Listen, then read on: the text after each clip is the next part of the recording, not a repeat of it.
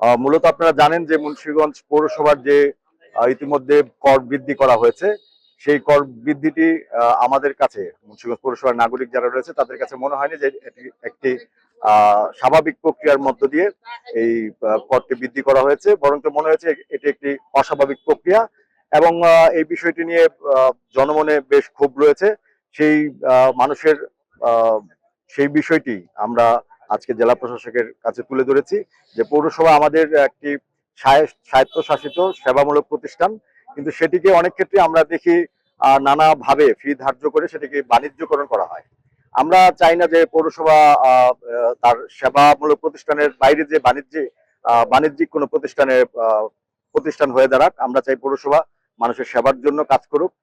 আমরা প্রত্যেকেই ট্যাক্স দিতে চাই, কিন্তু সেই ট্যাক্স দেওয়ার জন্য আমাদের কিন্তু সেবার যে মান, সেই সেবার মানটি নিশ্চিত করতে হবে।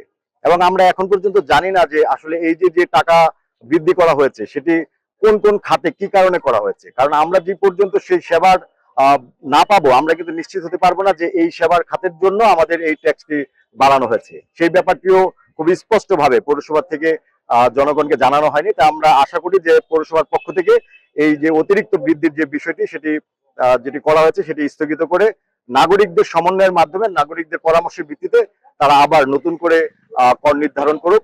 আমরা কর অবশ্যই দিব, কিন্তু কর দেওয়ার জন্য আমার অবশ্যই জানা থাকা দরকার আমার যে নাগরিক সুযোগ সুবিধাগুলো রয়েছে সেই সুযোগ সুবিধার মান উন্নয়ন কতটুকু হয়েছে সেটি জানার পর অবশ্যই আমরা পৌরসভাকে যে কোনো ধরনের সহযোগিতা করবো একজন নাগরিক হিসাবে।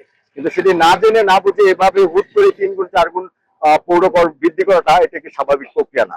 তো এটার প্রতিবাদ জানিয়ে এবং এটি স্থগিত করার দাবি রেখে আমরা মাননীয় জেলা প্রশাসকের বরাবর স্মারকলিপি দিয়েছি এবং তিনি আমাদের আশ্বস্ত করেছেন আগামী রবিবারের মধ্যে তিনি বিষয়টি কথা বলে একটি সমাধান দিবেন। গত বছরের আমাদের একজন পাশের যে ছিল, ওর 2500 টাকা ওর ছিল পৌর কর, এই বছর হয়েছে 12,000 টাকা। তো সেই জায়গাতে 4 গুণ বৃদ্ধি করা হয়েছে। এত 4 গুণ বৃদ্ধি করার কি প্রয়োজনীয়তা পড়লো, বা আমাদের সেবার কি মানের বৃদ্ধি করার কারণে এই জায়গাগুলোতে টাকার এত বৃদ্ধি করা হলো, সেই বিষয়গুলো কিন্তু আমাদের কাছে স্পষ্টভাবে ব্যাখ্যা দেওয়া হয়নি। সেগুলো নাগরিকদের সাথে পর্যায়ক্রমে সমন্বয়ের মাধ্যমে নাগরিকদের সাথে নানান পর্যায়ে পরামর্শ নিয়ে যদি কাজগুলো করা হতো তাহলে হয়তোবা আজকে এই পরিস্থিতিতে আমাদের দাঁড়াতে হতো না। কারণ এমনিতেই দেশের অর্থনৈতিক অবস্থা খুব একটা ভালো অবস্থায় আছে যে তা না, এর মধ্যে যদি এমন 3 গুণ 4 গুণ পৌর কর বাড়ানো হয় সেটি আসলে জনগণের উপর একজন অত্যাচারের পর্যায়ে পৌঁছায়। আমরা নাগরিক হিসেবে পৌরসভা আমাদেরই প্রতিষ্ঠান, স্বায়ত্তশাসিত প্রতিষ্ঠান, সেবামূলক প্রতিষ্ঠান।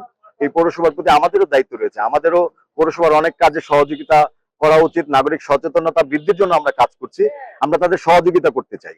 কিন্তু তারা যদি নাগরিকদের সাথে আসলে সমন্বয় না করে কাজ করে তখন আসলে এই ধরনের জটিলতাগুলো সৃষ্টি হয়।